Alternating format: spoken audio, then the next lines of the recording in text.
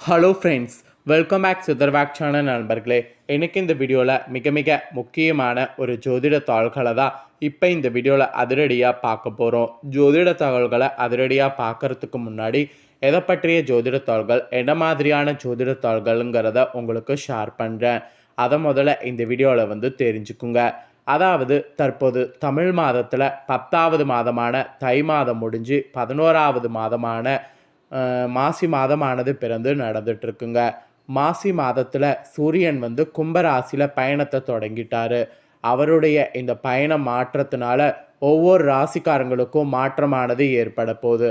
அப்படி ஏற்படக்கூடிய மாற்றத்தை அந்தந்த ராசிக்காரங்க தெரிஞ்சு பயனடையணுங்கிறதுனால ஒவ்வொரு ராசிக்கும் என்ன நடக்கும் அப்படிங்கிற விஷயங்களை ஷேர் பண்ணிகிட்ருக்கேன்.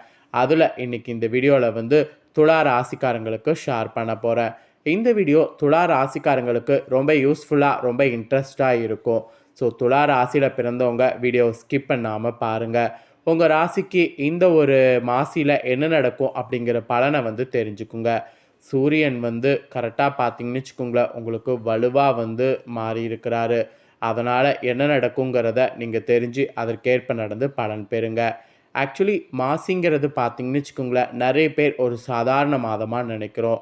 ஆனால் உண்மையாலுமே சாதாரண மாதம் கிடையாது மாசி. ஒரு பயங்கரமான மாதமாக விளங்குது மாசி மாதம். மாசி மாதத்தில் நவக்கிரகங்களால் நிறைய மாற்றங்கள் ஏற்படும். அது ஒவ்வொன்றுமே ஒவ்வொரு மாதிரி இருக்கும். ஆக்சுவலி நம்ம வாழ்க்கையில் பெறக்கூடிய எல்லா பலன்களுக்குமே காரணம் நவக்கிரகங்கள் தான். நவக்கிரகங்கள் நமக்கு சாதகமாக இருந்தால் சாதகமான பலனும், பாதகமாக இருந்தால் பாதகமான பலனும் கிடைக்கும். அதனால் நவக்கிரகங்கள் எப்படி அமைஞ்சிருக்கோ அதை பொறுத்து தாங்கிறத பலனை நாம் தெரிஞ்சுக்கிட்டு அதற்கேற்ப நடந்துக்கணும். ஸோ அதனால் மாசி மாத பலன்களை இந்த வீடியோவில் துலா ராசிக்காரங்க தெளிவாக தெரிஞ்சு பயனடைங்க. மாசி மாத பலன்களை நீங்கள் தெரிஞ்சு பயனடைகிறதுக்கு முன்னாடி மாசி மாதத்தில் நிறைய முக்கிய விசேஷங்களும் விரதங்களும் வரப்போகுது.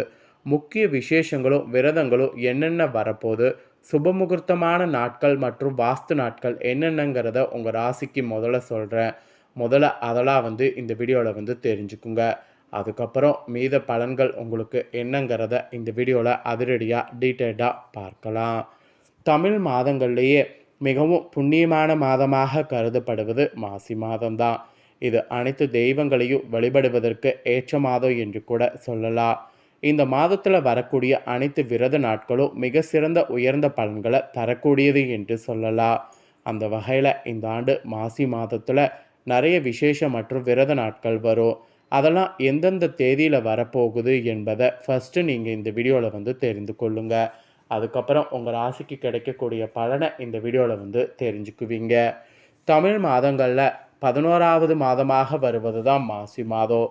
ஆக்சுவலி இது சூரிய பகவான் கும்பராசியில் பயணிக்க துவங்கக்கூடிய அற்புதமான மாதம். இந்த மாதத்தில் புனித நீராடுறது, விரதம் இருக்கிறது, தான தர்மம் செய்கிறதெல்லாம் ரொம்ப விசேஷம். இதுக்கெல்லாம் ஏற்ற மாதம் என்று கூட இந்த மாசி மாதத்தை சொல்லலாம். இந்த மாதத்தில் 30 நாட்களுமே வழிபாட்டுக்குரிய நாட்கள் என்று சொல்லலாம். மாசியில் மகம், மகா சிவராத்திரி, மாசி ஏகாதேசி, காரடையா நோன்பு உள்ளிட்ட பல சிறப்புகள் கொண்டிருக்கு இந்த மாதம். அதனால் இந்த மாசி ரொம்ப விசேஷம் நிறைந்திருக்கு. இந்த ஆண்டு மாசி மாதம் பிப்ரவரி 13ஆம் தேதி துவங்கி மார்ச் 14ஆம் தேதி வரைக்கும் இருக்குது. ஸோ இந்த மாதத்தில் எந்தெந்த நாட்களில் என்னென்ன விசேஷங்கள் வருகிறது என்பதை துலா ராசிக்காரங்க இந்த வீடியோவில் தெரிந்து கொள்ளுங்க. ஃபஸ்ட்டு மாசி மாதத்தில் பயங்கர விசேஷமான நாட்கள் இருக்குது. அது எந்தெந்த தேதியிலங்கிறத சொல்கிறேன், நோட் பண்ணிக்கோங்க. பிப்ரவரி 26 மகா சிவராத்திரி வருது. மார்ச் 12ஆம் தேதி மாசி மகம் வருது. மார்ச் 13ஆம் தேதி ஹோலி பண்டிகையானது வருது. மார்ச் 14ஆம் தேதி காரடையா நோன்பு வருது. இது நாளும் தான் பயங்கர விசேஷமான நாட்களாக மாசியில் குறிப்பிடப்படுது. அப்புறம் இது நாளையும் தவிர்த்து மாசியில் விரத நாட்களும் வருது. அது என்னென்ன நாட்கள்ங்கிறத சொல்கிறேன், அதை நோட் பண்ணிக்கோங்க. பிப்ரவரியுடைய 27ஆம் தேதி அமாவாசை வருது. மார்ச் 13ஆம் தேதி பௌர்ணமி வருது. மார்ச் 5ஆம் தேதி கிருத்திகை வருது. பிப்ரவரி 25ஆம் தேதி திருவோணம் வருது. பிப்ரவரி 24 மார்ச் 10 ஏகாதேசி வருது. பிப்ரவரி 18 மார்ச் 5 வளர்பிறை தேய்பிறை சஷ்டி வருது. பிப்ரவரி 16 சங்கடகர சதுர்த்தி வருது. பிப்ரவரி 26 சிவராத்திரி வருது. பிப்ரவரி 25 மார்ச் 11 வளர்பிறை தேய்பிறை பிரதோஷம் வருது. மார்ச் 3 சதுர்த்தி வருது. அதாவது மார்ச் 3 மாசியுடைய சதுர்த்தி வருது. இதெல்லாம் மார்ச்சில் வரக்கூடிய விரத நாட்கள். ஸோ மார்ச்சில் வரக்கூடிய விரத நாட்கள், விசேஷ நாட்கள் இதெல்லாம் உங்களுக்கு சொல்லிட்டேன். இப்போ அடுத்ததாக மாசி மாதத்தில் உங்கள் ராசிக்கு கிடைக்கக்கூடிய பலனை சொல்ல போகிறேன். ஸோ துலா ராசிக்காரங்க உங்கள் ராசிக்கு மாசியில் கிடைக்கக்கூடிய பலனை தெளிவாக இந்த வீடியோவில் வந்து தெரிஞ்சுக்குங்க. ஆக்சுவலி வாழ்க்கை துணையோடைய ஆதரவால் வெற்றி கனியை ருசிக்கக்கூடிய துளாராசி அன்பர்களுக்கு இந்த மாசி மாதம் மனதில் தெளிவு உண்டாகும் என்று சொல்லலாம். அப்புறம் ஆக்கப்பூர்வமான யோசனைகள் உங்களுக்கு தோன்றும். எல்லாத்துக்கும் மேலே கடித போக்குவரத்து அனுகூலமான பலனை தரும். பயணம் லாபகரமாக இருக்கும். எல்லாத்துக்கும் மேலே வழக்குகள் கூட சாதகமான போக்கு காணப்படும். வழக்குகள் செய்கிறது ரொம்ப ரொம்ப ரொம்ப நல்லது. எந்த அளவுக்கு வழக்குகள் செய்கிறீங்களோ அது உங்களுக்கு சாதகமான போக்கு கொடுக்கும். அப்புறம் தொழில் வியாபாரம் செய்யக்கூடிய உங்கள் ராசிக்காரங்களுக்கு அதில் ஈடுபடக்கூடிய எல்லா பங்குதாரர்களோடு ஆலோசனை செய்து வியாபாரத்தை மேற்கொள்ளணும். அப்போ தான் உங்களுக்கு கூடுதல் லாபமானது கிடைக்க வழி செய்யும். கூடுதல் லாபமும் கிடைக்க பெறும். ஸோ தொழில் வியாபாரத்தில் இருக்கிறவங்க இந்த மாதிரி யோசனையோடு செயல்படுங்க. நெக்ஸ்ட்டு உத்தியோகத்தில் இருக்கிறவங்களுக்கு சொல்லப்பட்டிருக்கு. உத்தியோகத்தில் இருக்கிறவங்க சக பணியாளர்கள் மற்றும் உயர் அதிகாரிகளோடு ஆலோசனை செய்யணும். ஆலோசனை செய்து முக்கிய முடிவுகள் எடுக்கணும். அப்போ தான் உங்களுக்கு நன்மை தருவதாக இருக்கும். இல்லைனா நன்மை உங்களுக்கு கிடைக்கிறது ரொம்ப கஷ்டம். இது உத்தியோகத்தில் இருக்கக்கூடிய துளாராசிக்காரங்களுக்கு சொல்லப்பட்டிருக்கு. அப்புறம் குடும்ப ரீதியாக பார்க்கும்போது சுமூகமான சூழ்நிலையானது குடும்பத்தில் காணப்படும். வாழ்க்கை துணை உங்களுக்கு பல விதத்தில் உதவிகள் வந்து செய்வாங்க. உறவினர்களுடைய வருகை இருக்கும். அவர்களிடம் நிதானமாக பேசுவது நல்லது. அனுபவபூர்வமான அறிவுத்திறனை உபயோகித்து எதிலும் வெற்றி காண்பதற்கு யூஸ் பண்ணிக்கோங்க. அதாவது அனுபவபூர்வமாக அறிவுத்திறனை உபயோகித்து அதுக்கப்புறம் ஈடுபட்டிங்கன்னா எதிலும் வெற்றியானது காண முடியும். அப்புறம் பெண்களுக்கு உங்களுடைய செயல்களுக்கு மற்றவர்களுடைய ஆதரவு வந்து கிடைக்கும். உடல் ஆரோக்கியத்தில் இருந்தாலும் கவனமாக இருக்கணும். ஏன்னா உடல் ஆரோக்கியத்தில் கொஞ்சம் பாதிப்பு வர வாய்ப்பு இருக்குது.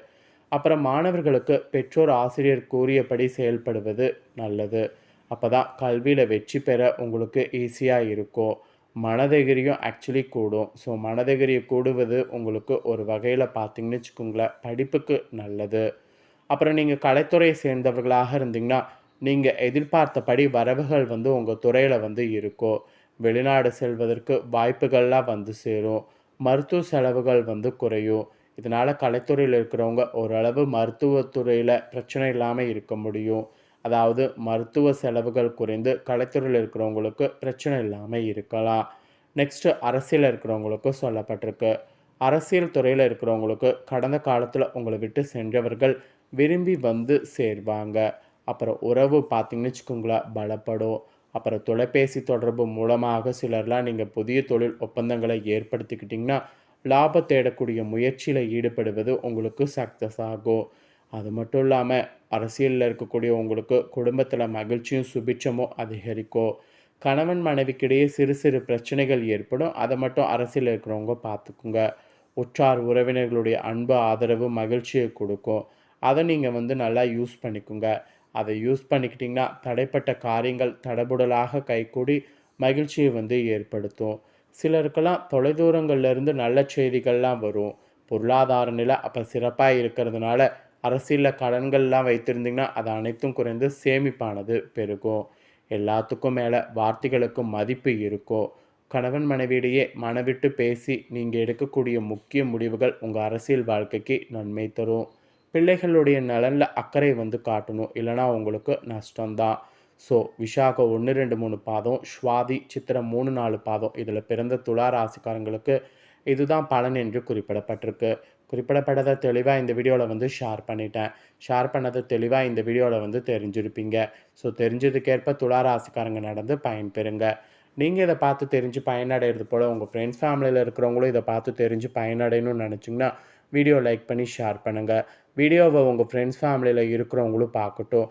அவங்களும் அவங்களோட ராசி துலா ராசியாக இருந்ததுன்னா இந்த தாள்களை தெரிஞ்சு இதற்கேற்ப நடந்து பலனடையட்டும். ஸோ கண்டிப்பாக வீடியோ லைக் பண்ணி ஷேர் பண்ணுங்கள். உங்கள் ஃப்ரெண்ட்ஸ் ஃபேமிலி இருக்கவங்களும் பார்த்து பலனடையட்டும். நெக்ஸ்ட்டு நம்ம சேனலில் நிறைய முக்கியமான தாள்கள்லாம் வந்து போடப்படும். அதை எல்லாத்தையுமே உடனுக்குடனே தெரிந்து கொள்ள மறக்காமல் நம்ம சேனலை சப்ஸ்கிரைப் பண்ணுங்கள், கூட பெல் பண்ண ப்ரெஸ் பண்ணுங்கள். அதை ஃபஸ்ட் டைம் பார்க்குறவங்க நீங்கள் பண்ணிட்டீங்கன்னா இனி நான் போகிற மற்ற அப்டேட்டான வீடியோலாம் உடனுக்குடனே தெரிந்து கொள்ளலாம். ஸோ மறக்காமல் பண்ணுங்கள். நெக்ஸ்ட்டு இதே போல் சுவாரஸ்யமாக வேறொரு புதிய தகவலோடு மீண்டும் இன்னொரு வீடியோவில் உங்களை சந்திக்கிறேன். நன்றி.